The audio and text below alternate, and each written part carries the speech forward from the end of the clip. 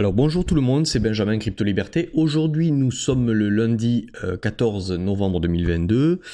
Comme promis dans le live de mercredi dernier, je vais analyser le BNB de Binance. Je vous souhaite une bonne vidéo, on y va, c'est parti. Ah oui, j'oubliais, je vous invite à rejoindre le canal Telegram. C'est ici que je partage des news, des idées, des réflexions autour du mindset, de la psychologie, autour des cryptos. Ok, en ces moments difficiles, certains apprécient. Donc si ça t'intéresse, rejoins le canal, tu trouveras le lien sur ma bannière YouTube ou sous cette vidéo. Donc BNB, c'est parti. Comme ça, en le regardant, monthly, trimestriel, d'accord. On est largement haussier, c'est pas compliqué à voir, je suis passé en logarithmique. C'est un actif qu'il y a, en novembre 2017, c'est un actif qui valait $1. Malgré aujourd'hui la baisse que l'on a, il est à $280 et il a eu un pic à $600. Donc bon, bref, il y a eu, comme toutes les cryptos, des cycles de hausse, baisse. Hausse, retracement, d'accord. On va déjà mettre de côté je vais vous parler de DCA optimisé, mais on va pas refaire tout l'historique. Je vais te faire le DCA optimisé juste là, maintenant. Qu'est-ce qu'il en est? Donc ce qu'on fait, je passe en log pour mieux identifier le dernier bottom long terme. Le dernier bottom long terme, il est ici. D'accord? Ici, mars 2020, bien sûr. On prend le bottom, le top, on repasse normal, et on va identifier notre zone sous le 618, donc là on y est venu, on y est revenu, mais tu sais que moi pour les altcoins je te défends plutôt cette zone, d'accord? Donc tant que moi je passe pas sur BNB là, à l'état des choses, en dessous de 153.1, je ne fais pas de DCA optimisé, d'accord? Pour l'instant moi je le laisse actif, je le touche pas. Dans un esprit DCA, hein, je te parle, hein, pas dans un esprit swing investissement. Swing investissement, on va le voir, on peut tenter quelque chose. Donc pour DCA optimisé, moi en dessous de 153.1, je ne fais rien sur BNB. Alors, on va l'étudier en swing investissement. Alors, en swing investissement, on va commencer en monthly par identifier une trendline long terme. Donc, trendline long terme, je prends le top, le deuxième top, d'accord? Pour moi, je la trace. C'est une trendline qui a du sens. Tant qu'on est dessous, pour moi, le momentum maintenant est baissier. Moi, si on n'est pas sur des niveaux minimum, comme je te disais pour le DCA optimisé tout à l'heure, dans tous les cas, je rentre pas. Pourquoi? Parce qu'il y a trop de déséquilibre. Ce marché, on le voit, il a pumpé. Là, à l'œil nu, le déséquilibre, je le vois. On pourrait mettre des indicateurs comme le volume profile pour les identifier encore plus. Mais on voit clairement que là, il y a un souci. Il a pumpé trop fort. Il rentre dans une phase de correction. Comme le FTT, oui, il y a eu cette catastrophe qui a fait que le FTT a chuté. Mais le FTT aurait dû chuter. Techniquement, il y avait trop de... Alors, est-ce que c'est... Je suis pas en train de vous dire que ça a été fait exprès pour que le FTT corrige. Je suis en train de vous dire que ce drame qui s'est passé sur FTX n'a fait qu'accélérer quelque chose qui d'un point de vue technique devait se passer. Sur Binance, je ne sais pas quand et je ne sais pas si ça va arriver tout de suite. Ce que je veux simplement te dire, c'est que sur Binance, il y a un déséquilibre incroyable entre ce point, en monthly là je suis bien sûr, entre ce point et ce point. Là en monthly, il y a une zone d'imbalance, ok, de déséquilibre énorme. D'accord, on le voit sur cette bougie, on n'est jamais revenu ici, quoi que ce soit, donc il y a un gros trou de liquidité sur le pump, et le marché déteste laisser des zones de déséquilibre. Est-ce qu'on va y revenir? J'en sais rien. Est-ce qu'on peut y revenir? Oui. Donc dès lors qu'on peut y revenir, je ne mets pas, je ne rentre pas fort sur BTC. On peut rentrer en swing trade, c'est-à-dire, bon là on va pas le faire, mais on pourrait identifier par exemple, swing trading, pas swing invest, on pourrait identifier ici une raison de rentrer en monthly daily pour jouer un retracement trendline par exemple, ou un retracement sur cette supply zone, prendre son petit coquet 100% de trade, bon voilà, ou 80 ou 50%, ok. Là je m'adresse aux investisseurs, d'accord?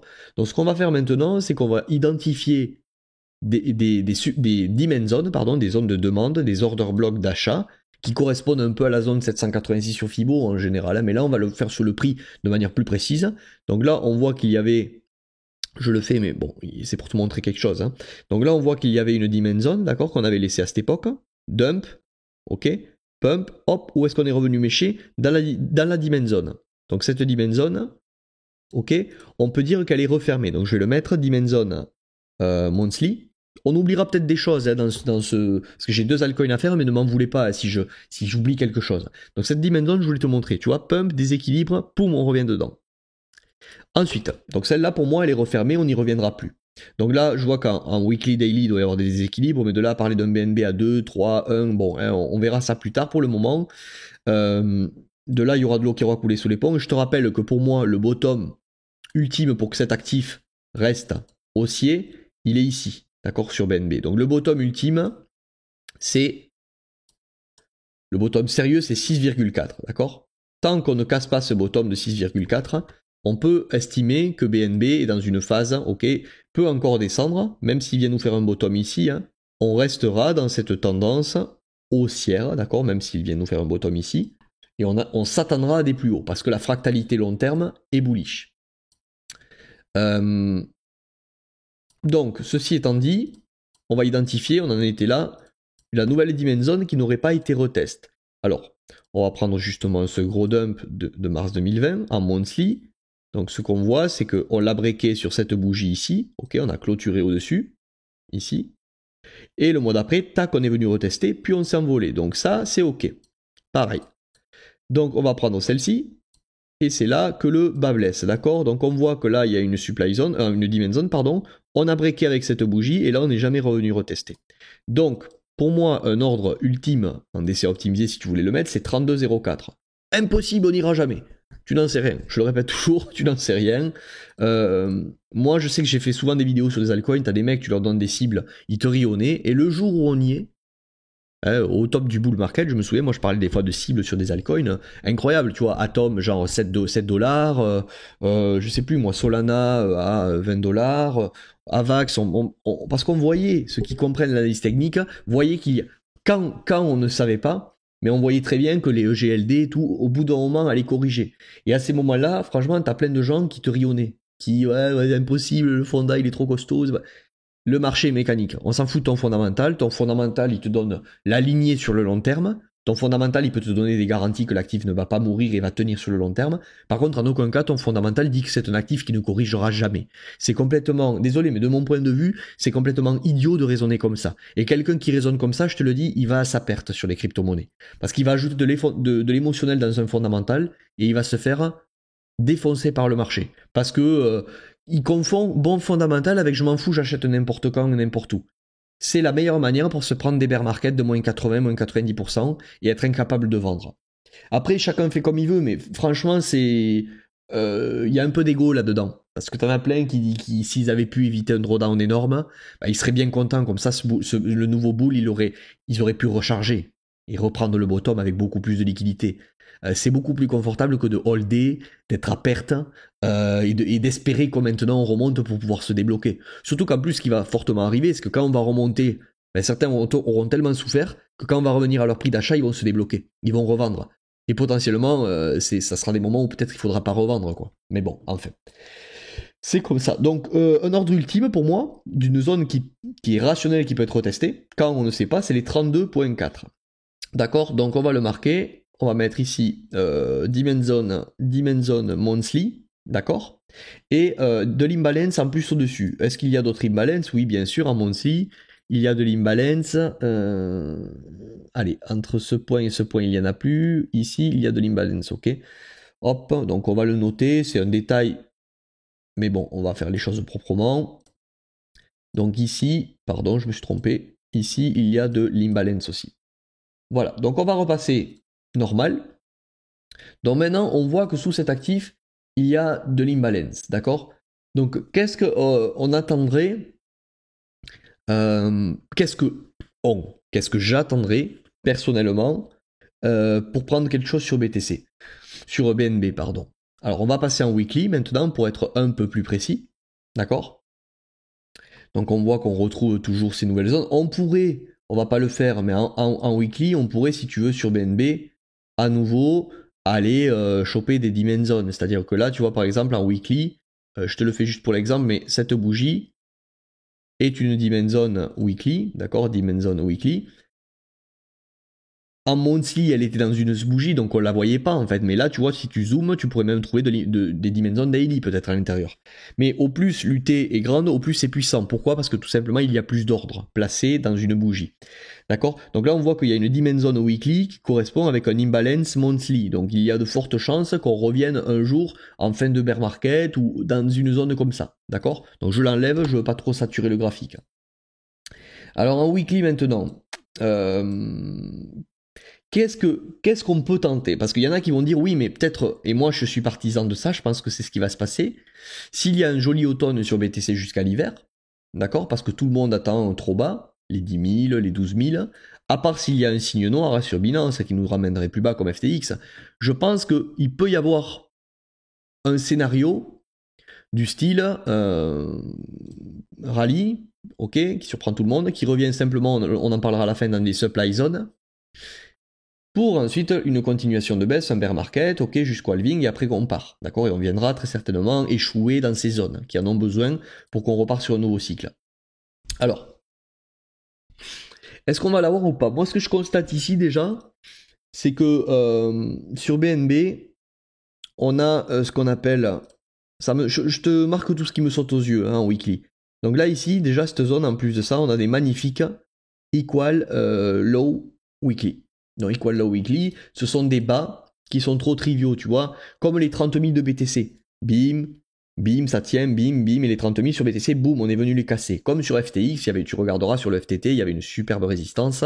Tous les retails placent leurs ordres, et bien entendu, sous ces points-là, comme je te dis souvent, il y a énormément de stop-loss. De gens qui prennent des longues parce qu'ils pensent que cette résistance va tenir. Donc si on vient là, c'est un nid à liquidité. Ça veut dire que si on vient casser ça, il y aura énormément de ventes forcées dans ces zones.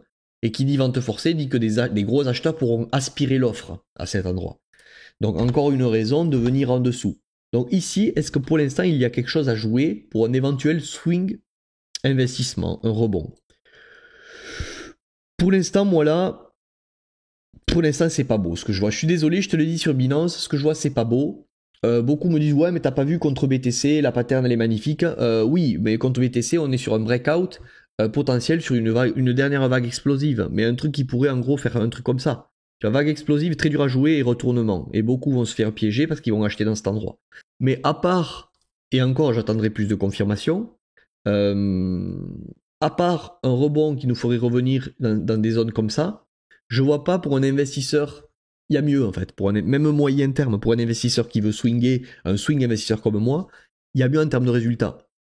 C'est dangereux d'aller tenter juste le 80%, sachant que c'est probable qu'on y aille, mais qu'il y a tant de raisons d'aller plus bas. C'est un peu dur à jouer, ok? Donc on va quand même essayer, pour celui qui voudrait le tenter, en se disant, voilà, tant que ça tient, je peux le tenter, effectivement, il y a quelque chose à tenter. Mais si c'est pour l'investisseur, pour moi, on va voir ailleurs pour le moment. Ok. Donc là, on va vraiment parler swing investissement à la frontière d'un swing trader. D'accord. Donc, est-ce que déjà, il y a eu un changement de structure, un changement de paradigme ici? Pas vraiment, parce que même si on a eu un premier rebond là, déjà, on va regarder les volumes. Voilà, on a des volumes vraiment décroissants sur le BNB. Moi, j'attendrais vraiment une reprise d'activité, une capitulation, entre guillemets, comme on peut avoir sur BTC, c'est-à-dire voilà, des volumes qui petit à petit, hop, un pic de volume, hop, un pic de volume, hop, et vraiment des volumes qui augmentent et qui nous disent on peut potentiellement repartir dans un nouveau cycle. Regarde les volumes qu'on a sur Binance, sur le BNB, c'est ridicule, d'accord? Donc j'ai bien peur qu'ici, moi, tu vois, on fasse une redistribution. Okay, on a fait une distribution ici, on a corrigé, redistribution, donc là on aurait fait en plus, cette bougie est vraiment pas belle, d'accord? Comme par hasard elle a été faite sur le moment où, oui Binance rachète FTX, ouais super, toi il faut rentrer sur Binance. Ben, les gars désolé la semaine dernière ceux qui ont fait ça vous vous êtes fait éclater là. C'est-à-dire que par rapport à votre point d'entrée sur le BNB, là vous êtes à moins 30. D'accord? Encore une fois, attention à l'émotionnel. Arrêtez d'agir sur de l'émotionnel. Je vous le dirai sans arrêt. Arrêtez d'agir sur de l'émotionnel.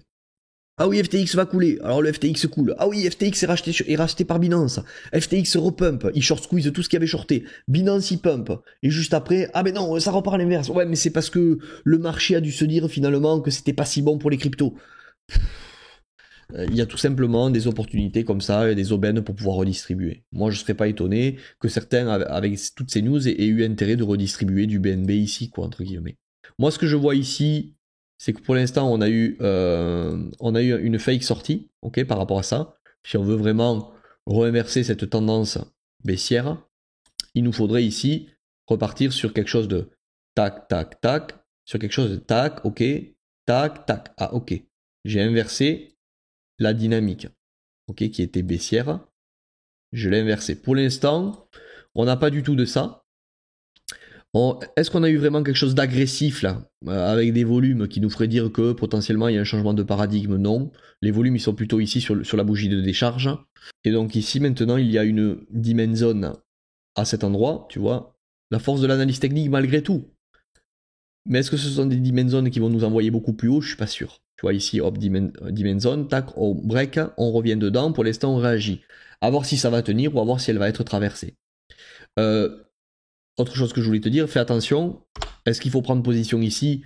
Pas forcément, parce que sur ce rejet que l'on a eu ici, là, boum. Donc là, il y a une dimension, ok. Donc en fait, le marché il fait dimension, supply zone, dimension, supply zone. Ce qui est sûr, c'est que sur ce pump ici, on a aussi ici, du coup, une supply zone qui s'est créée, puisqu'on a été rejeté. D'accord? Je vais te la tracer. Hop. Elle est ici. Supply zone weekly. Ok.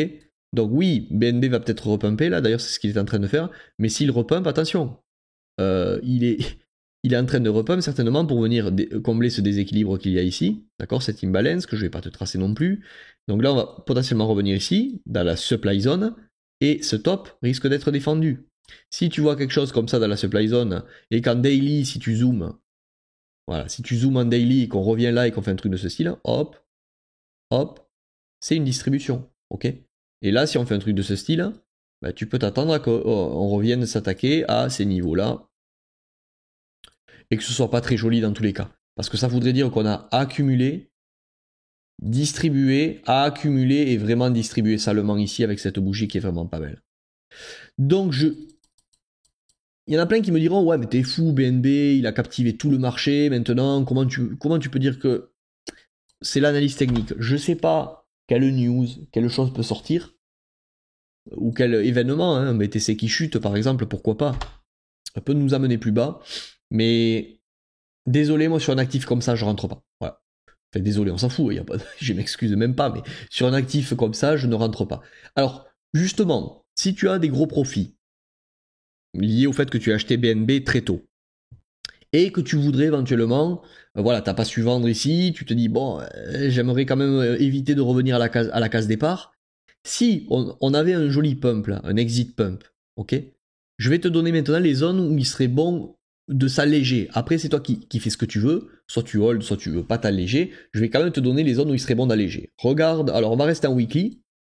Regarde la puissance de la T, ok, ici c'était le dernier pump, ok, avant le dump magistral que l'on a eu avec beaucoup de déséquilibre. Regarde où le marché est revenu. Le marché est venu redistribuer dans cette supply zone, d'accord? Donc c'est ici qu'on a rejeté. On a rejeté et on va essayer de voir sur le rejet où est-ce qu'on a laissé des supply zones, des zones de déséquilibre où éventuellement le marché pourrait revenir. Donc là on a pump, on a break ici, est-ce qu'on est revenu? Non. Donc on va l'identifier celle-ci. Ok, tac, ici, voilà.